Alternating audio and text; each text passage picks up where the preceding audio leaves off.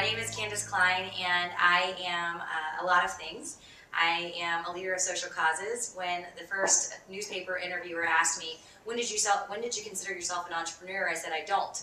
I consider myself a leader of social causes. And so because of that, I think that the lessons that I've learned in life are lessons that can help anyone, whether you are wanting to exceed in the business that you're in, whether you're wanting to move up within your own companies, whether you're wanting to make changes in your own communities with your neighbors, your friends, and other women in your social networks. I think that these lessons will transcend being an entrepreneur. So I always start off by telling my personal story. I think that's very helpful. And please stop. This is meant to be participatory, so please stop me if you have questions or comments, or if you want to jump in with your own stories.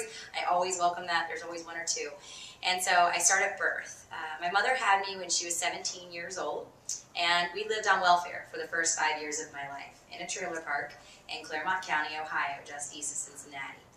I always tell that part of my story because my mom is now an executive at Procter & Gamble leading multi-brand marketing. She moved up through the system, starting in customer service without a college education.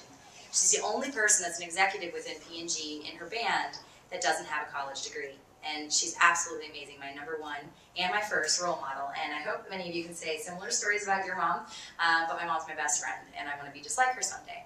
So I'm the oldest of 5 children, and the oldest of 35 grandchildren. I was the first. And I'm the first in my entire extended family to go to college. And I went to Northern Kentucky University, and I started off as a communication major with a poli-sci minor. And then I thought, for just a few more classes, I can also be a marketing major. And then I thought, well, just for a few more classes, I can also be a management major.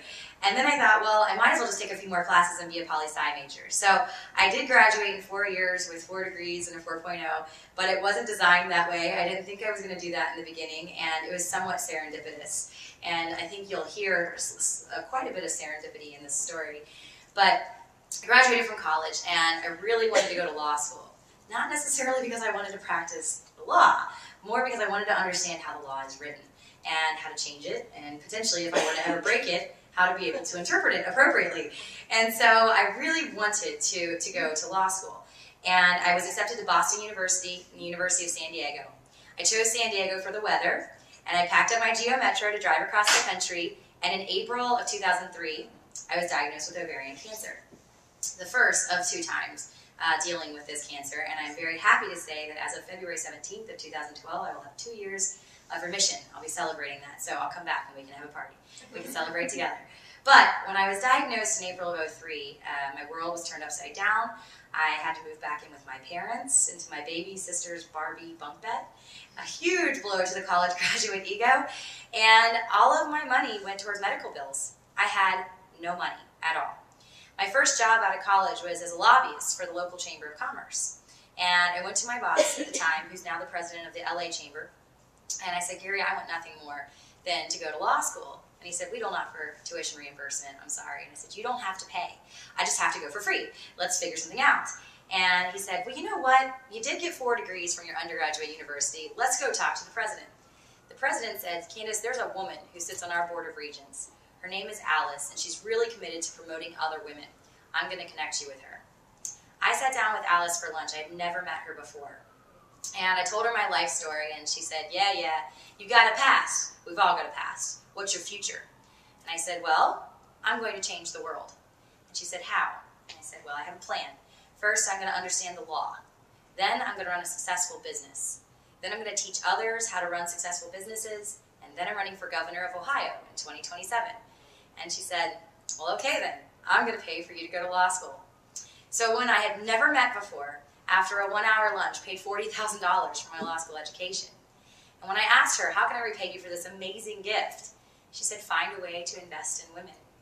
And I think she meant that very broadly. I think just like what you're doing with this women's initiative, she wanted me to find a way to connect with the females that were in my workplace, in my community, and invest myself personally. But I took her quite literally. So I'll tell you how. First, in 2008, well, while I was in law school, I went to law school at night, and I worked for a venture capitalist during the day. And I did all of his analysis. I helped him analyze deals and determine which deals were good deals. He never once invested in a woman-owned business in 15 years. And when I asked him, why aren't you investing in women? He said, well, they don't come forward, or if they do, their business plans are half-baked, or their growth strategies aren't aggressive enough. And I said, okay. So I graduated from law school in 2008, and I started practicing corporate law at a big firm, and all of my clients were women. That wasn't by design, it's just kind of how things happened, but all of the people who were coming to me were startups and small businesses that were owned by women. And I became acutely aware of the issues that they were facing. I'm sure like many of you with your clients, you start to become best friends. I call my legal clients my baby birds because I feel like I'm feeding them and I'm making sure that they don't fall out of the nest, and they're very, very important to me. They're my babies. And so in 2009, the economy fell apart. And my client said, you know what the banks told me to do? They said, I want to see skin in the game. So you know what I did? I maxed out my personal credit cards. And I took a home equity line out of my house to pay for my business. And now the banks won't lend. And I'm over leveraged, and I'm going to have to close my doors. And my heart still breaks to this day when I hear that story, because I think a lot of people probably heard that in 2008 and 2009. And it's a startling statistic, and I think that this is interesting for you to know since you have this Women in Business initiative now. Women represent 50% of all privately held companies in the United States. Yet we have access to less than 5% of traditional capital and less than 3% of venture capital. No one is investing in us. And so my heart broke, and then I became obsessed with alternative forms of finance. And I studied every book that was out there on alternative forms of finance. I read all about Dr. Yunus, who won a Nobel Peace Prize in 2001 for his work in Bangladesh. I read all about Opportunity Fund in California and Axion on the East Coast. I read about Kiva.org and Prosper.com and LendingClub.com. Have you guys heard of any of those? Okay, a couple of you have. And I became a lender on all of those sites. Not because I wanted to start my own business, but because I wanted to get money into the hands of my baby birds. And what I found was that everyone was doing it wrong. Everyone was focused on financing and money as the solution. But what I realized as I was talking to my legal clients is they have more and bigger problems than just not getting money. They weren't structured correctly. They were signing bad deals, walking into bad contracts, and they were commingling their personal and their business funds. All big no-nos to lawyers like me. And so I thought, okay, I need to back way up, and I need to teach these women first how to run their businesses before I give them money. I don't want to just give them money and watch them fail. That's not helping them out. So, like a mama bird, I decided, okay, I'm going to launch a company myself. And I launched Bad Girl Ventures in March of 2010. Now, people have asked why the name, and so I always like to jump in with this piece. I launched this company at a TEDx type conference called Ignite Cincinnati. And you're not allowed to pitch business at these types of things. And so I thought, what lesson could I teach these women, my baby birds? And I read a book in college called The Bad Girl's Guide to Getting What You Want. And it was a funny book that taught women how to be effective in the workplace and how to get out of things that you get stuck doing at work, like taking minutes at meetings, getting coffee for your boss, the things that girls get stuck doing. And so it was meant to be funny and quippy. But at the end I said, many of you are saying, Candace, I wish that I could be a bad girl at work, but that'll never happen in my workplace. I said, if that's you, quit your job. And if you do, I'll invest in you. Start your own business. And that was the night that I launched Bad Girl Ventures. And I thought that no one would be interested, so I invited everyone in the audience and on television to lunch. And I thought maybe 10 people would respond and actually take me up on it. I got 180 phone calls in 24 hours. And I thought, oh God, what did I do? I don't even know what this is. I don't even know how to start a business. I don't know how to run a business. This isn't my bag. But I ended up having that lunch, and that my story started from there. Bad Girl Ventures provides $25,000 very low interest loans, as low as 0% interest. In fact, in Cleveland, our first loan is 0% interest, to women-owned startups. But in order to be eligible for our financing, the women have to first apply and complete 8 weeks of training with us, where we train them on everything from how to improve your personal credit score, to drafting the business plan, to understanding your market and how to market to it, legal structuring, and we provide free legal services to these women, to accounting from startup to cash flow. Accounting, awful. And the purpose of these classes is not only to teach these women how to do these skills, but also how to hire when it's not really your skill set. I am not an accountant. I now own 2 finance companies, and I am not an accountant. I hire that. And so I wanted to teach our bad girls that you don't have to do everything. You don't have to be great at everything when you start a business. There are certain things you hire other people for. So In our first year of operation, we're officially a year and a half old now at Bad Girl Ventures, we had 400 women apply to go through our program. Just in Cincinnati and Cleveland alone. We have educated about 225 of those women so far, and we've now financed 24 companies with $650,000. Those 24 women have created 132 jobs, and they've maintained a 0% default rate, so they're all repaying on their loans. They're wildly successful. Many of them have opened second and third franchise locations for their stores, their restaurants. One of them is a couture dress designer that's already selling her designs in New York. It's very exciting stuff. And that was when I thought, I'm not an entrepreneur, I'm just a leader of social causes, right? But then I created a new problem that I needed to solve. I had 400 women apply to go through my program, and I could only fund 24 of them. What do I do for the other 376? And if they're not getting money from banks, and they're not getting money from me, it means they're not getting money. And again, my heart broke for my baby birds. And so I said, okay, what else can I do for them? I launched my second company. So now I'm an entrepreneur. I own it. I have two businesses. My second is called SOMO Lend.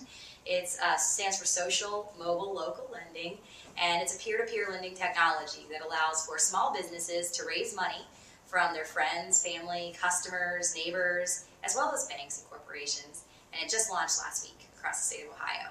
And so now all of those people who can't get money directly from me personally, I can help them raise money through their Facebook friends, their Twitter followers, their LinkedIn connections. And I tell you all of this because I had no idea that I would be doing this 2 years ago. And I thought that I'd be practicing law for the rest of my life. When I told Alice I'm going to start a business, I thought it'd be a law firm. That's what I went to law school for, right? But what I realized is that serendipity kind of took me down a different path. And by repaying this debt to my good Samaritan, Alice, I found my life's calling, providing financing to startup companies, and particularly to women. I'll tell you, I haven't always been a fan of women. When I was in college, I was friends with only guys. And, guys are so much easier to be friends with, I said, and they're more laid back. It wasn't until I graduated from college and Alice gave me this charge that I actually started making a concerted effort to support my sisters and the women in my life. I think that it's a paradigm shift that we have to be conscious of. I don't think it's something that we do naturally. When I looked back on my career before practicing law and all the jobs I had in college and after college, I thought, who were the people who I hated the most at work? Most of them were women at the time. That's changed significantly, and I think that's why this Women in Business Initiative is so important for you at Rosetta, because you're now making a conscious effort to support your sisters. And I think you'll see that it makes a significant change within your company, within your daily lives, within your communities.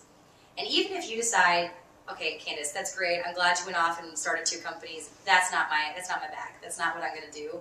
I'd encourage you to find some way of inserting yourself and investing yourself in another woman in your life. If it's a client, awesome. If it's a coworker, great. If it's a sibling, even better. I just think that it should be a conscious decision that we all make.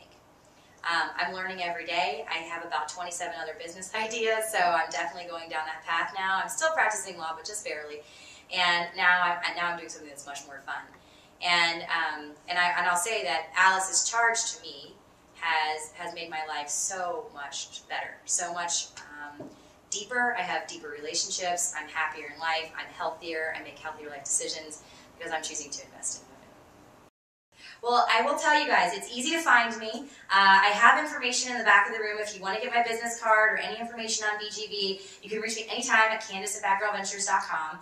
And I would really look forward to hearing from you. If you have anything that comes up after today and you say, Candace, I just have this burning question after you talked, I am always available. So please do let me know. Thank you so much, Suzanne, for having me, and I hope that you guys had a good time today.